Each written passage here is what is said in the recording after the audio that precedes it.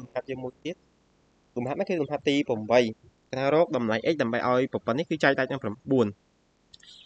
យើងមើលចម្លើយគេថាដើម្បីឲ្យប្រព័ន្ធនេះចែកដាច់នឹង9គឺលុះត្រាតែ1 1 បូក 2 នេះ1 បូក 2 2 បូក 3 3 បូក x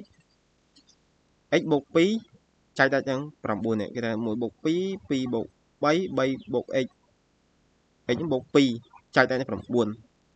ដើម្បីយើងបូកគ្នាបាទបូកគេថា1 បូក 2 3 3 បូក 3 6 6 បូក 2 8នេះយើងទៅសេបាន8 x នេះគឺស្អាតដែរតបមកយើងជួសx ស្មើ1គេថាបើ x ស្មើ1 3 បូក 1គឺស្មើ9ចែកដែរតែ9ហើយ x នេះវាអាចយកពី1ដល់9បើយើងយក x ស្មើ2 x ស្មើ2មក10អត់ចែកដែរ9ទេ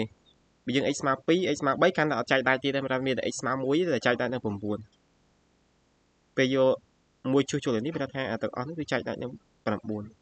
បាទលំហាត់នេះយើងមានតែប៉ុណ្្នឹងទេ